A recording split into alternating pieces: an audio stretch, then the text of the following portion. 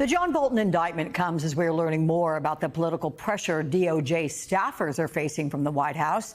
Multiple sources familiar with the internal dynamics described to MSNBC, quote, public scoldings and tense discussions playing out in U.S. attorneys' offices in Washington, D.C. and Virginia, with prosecutors pursuing probes that political appointees pushed them to launch and finding little evidence of crimes. Let's bring in one of the authors of that new piece, MSNBC's Vaughn Hilliard. Also with me is Brendan Ballou, a former federal prosecutor who resigned in the wake of the January 6th pardons. Welcome to you both. Vaughn, you first here. Give us a sense of just how widespread this pressure campaign has been.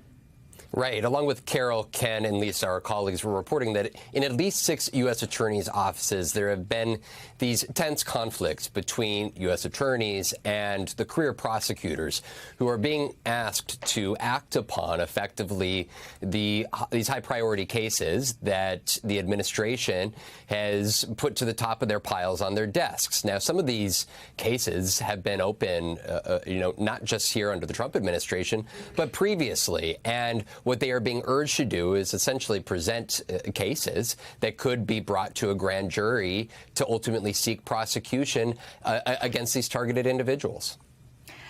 Okay, so Brendan, Vaughn and his colleagues also report that in some cases, career prosecutors have methodically walked through the steps of grand jury investigations they've been ordered to launch, but they've often delayed reporting back their conclusions. What does that tell you when you hear career prosecutors are slow walking their cases? Is there a level of fear of bringing back information that they don't think that their boss wants to hear? Absolutely. Based on Vaughn and his colleagues' really excellent reporting here, it seems like there's a complete breakdown in the relationship between the political leadership within DOJ and the DC U.S. Attorney's Office and line-level prosecutors and other U.S. attorneys' offices, too. One of the things that's most extraordinary about this reporting is it suggests that line-level attorneys are actually talking to the press, which is almost unheard of. DOJ lawyers were really taught, to steer clear of any sort of public statements. We let the court documents do the talking. The fact that there seems to be real public outcry on the part of line-level attorneys suggests that they really don't have any faith in DOJ leadership not to pursue political investigations. Yeah, just to let you know what we are seeing here. We were not able to see John Bolton. They have been very careful making him under the cover of cars and the like, coming through his garage door at his home, affording him a bit of privacy as he's gone in and out of his house today. But that's what you're looking at right there, John Bolton's home in Maryland. So, Vaughn, you also report that interim U.S. Attorney Lindsay Halligan is pushing to file charges against a mystery Democratic state lawmaker in Virginia. What can you tell us about that?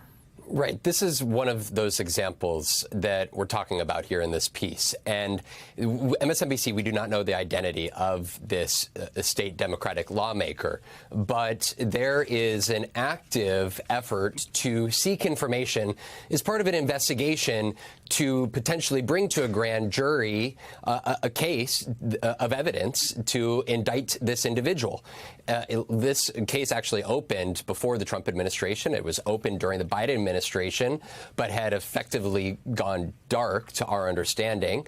And Lindsay Halligan, though, over this last weekend, asked for a memo to be prepared for her by this last Wednesday by the career prosecutors in the office, effectively to present whatever evidence they had and making the recommendation on whether to bring charges or not. We do not know exactly where that stands, but we know that these career prosecutors were urged to bring that case file of this state lawmaker, notably ahead of the November elections in Virginia, to bring this case of this state Democratic lawmaker ultimately to her desk. So there's a lot of open-ended questions, but that is sort of that tension that we are seeing between U.S. attorneys who are coming in by this DOJ and essentially deciding which cases to prioritize, and career prosecutors who have not felt comfortable in the past with the evidence presented and available to them at this point in time to recommend charges.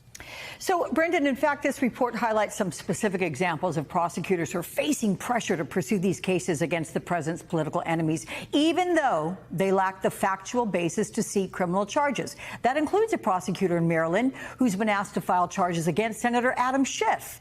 And then in Virginia, prosecutors are fearful of telling their U.S. attorney that there is no evidence to charge any members of former FBI Director Chris Wray's leadership team. So what effect does this kind of pressure have on the morale inside the DOJ? Absolutely disastrous. And let me make 2 points here. One is, these sorts of pressure campaigns have a personal risk for all the attorneys involved. So, the bar rules prohibit invidious prosecutions. The DOJ Justice Manual prohibits discrimination based on a person's animosity towards a defendant. So depending on how both political and career attorneys act here, they're opening themselves up to bar investigations and DOJ investigations in the future. But the second point is, these sorts of pressure campaigns run contrary to the entire purpose of the Department of Justice. There's this expression that you have to bring the right case for the right reason. And so even if you have facts that suggest a criminal violation has occurred, if you are bringing that case because of personal or political animus against the defendant, that doesn't just run contrary to your professional obligations and to DOJ rules. It runs contrary to what the Department of Justice is entirely about.